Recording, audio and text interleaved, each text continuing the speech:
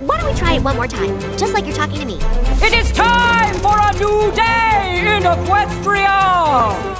The 1,111th year anniversary of when you first raised the sun. Star Swirl was around at that time, and he was banished along with the Pillars for multiple thousands of years. Thousands-year-old mystery, thousands-year-old prison. So either the Pillars were in limbo for a lot less time than claimed, or Celestia's lying about her age by about 1,000 years. Good thing Pinkie Pie reminded us. We would have forgot to celebrate. Twilight Sparkle, biggest fangirl of Celestia in Equestria, apparently needed Pinkie Pie of all ponies to remind her of Celestia's sun-raising anniversary. Pinkie Pie's comprehensive piling system is more OP than Book Horse. We'd like to perform it at my School of Friendship. Welcome to Season 8. We couldn't make it half a minute without talking about the school. Celestia prancing around like an excited filly is only funny to those of us who know her as a regal goddess. Within the bounds of this episode alone, it's a punchline without a setup. This tripping hazard. I have no acting experience at all. Celestia has absolutely no experience acting whatsoever in all her questionably thousands of years of politics. Yeah, right. How many times have I told you to keep your special effects away from my sets? 327. If Applejack spent about 10 seconds each time she reminded her, that's almost an hour of time. Pinkie Pie is definitely a bigger detriment to the play than Celestia's lackluster acting. Chopped off Rainbow. Every time Rainbow Dash casually performs a sonic rainboom, somewhere, 6 new protagonists are born. Pinkie Pie's front hoof disappears. Starlight remarks about how incredibly special Celestia's visit is, but she sees Celestia all the time, and she famously hung out and had breakfast together casually. Imagine sitting around just talking with a princess. Both AJ and Twilight even refute her with ease. Maybe Starlight's just looking for any excuse to put Twilight down as part of her long-term infiltration psyop. You're not a princess. Missed opportunity not to embrace the Royal Canterlot voice. It would have been a fitting spectacle for the play while also overcoming her acting troubles, and it would make every longtime fan of the show happy. But no, that would be too perfect and too easy of a solution. These offensive expressions should be censored immediately. Celestia throws this hat for no reason other than because shenanigans got a shenanigan. But then, despite being the thing which pulled the lever and caused the trapdoor to open, the hat teleports inside of the trapdoor. Twilight speaks candidly about Celestia, even though there's just as much of a chance of being overheard here as there is at the end of the episode. If Celestia hadn't suddenly flown to the little Phillies room during that last commercial break, we could have skipped right to the conclusion, here and now. Most of Equestria doesn't even know we're doing a one'sversary play. If we shut it down, No pony will ever miss it. If the reason you're canceling the play is because the lead actress is bad and you don't want to tell her that, what are you going to tell the lead actress when you fire her?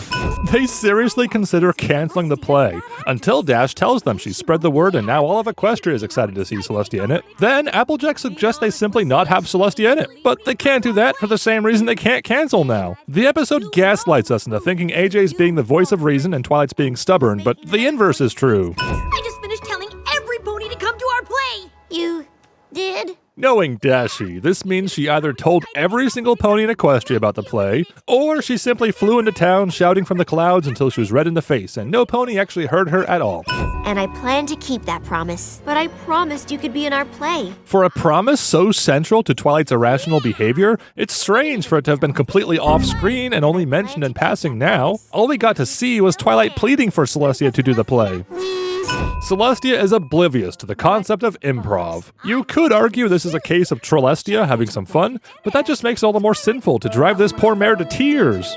If every pony was so happy to use this balloon, Pinkie could have simply gotten another and been more careful not to pop it. If the burning marshmallow is so akin to his sun, just find something which burns without exploding for no reason. She does quite the opposite of that with those fireworks.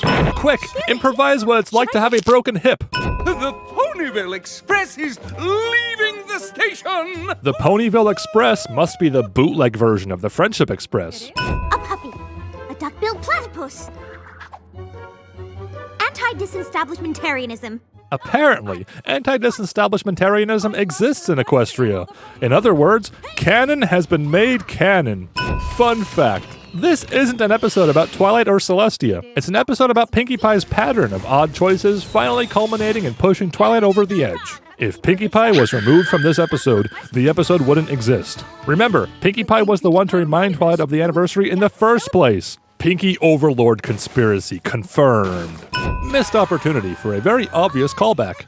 The difficulty Spike faces when stalling the crowd cannot be understated. After all, the entire play is half of the time Twilight and Celestia spent recreating Pony Girl. Throughout the episode, Twilight acts like she's giving Celestia a role in the play as a way to give back. So if we have a chance to finally do something for her, But Twilight also came here to ask before knowing about Celestia's enthusiasm for the idea. Twilight retroactively changed her motivation for asking Celestia to be in the play. Retcons are nothing new to Cinemare Sins, but this might be the first case of a same-episode retcon.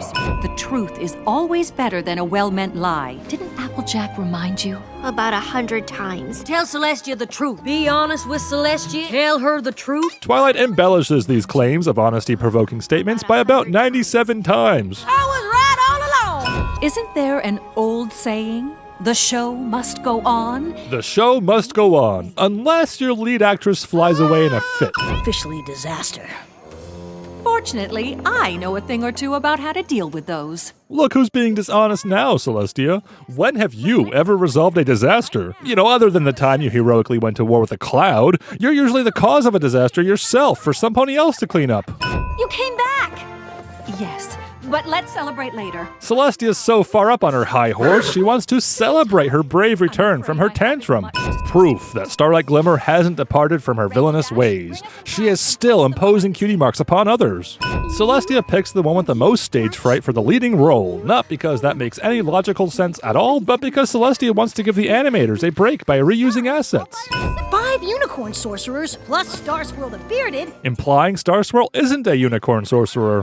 Celestia happily moves the sun for this play, but refused to do so at the big festival during the movie. Maybe the princesses have a policy of not using the powers to move celestial entities for such trivial reasons, and that's why Princess Luna appears so upset when Celestia breaks that rule.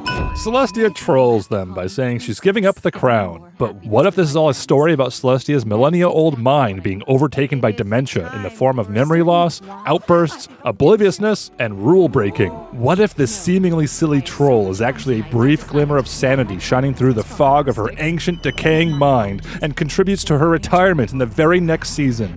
No. What? Gotcha.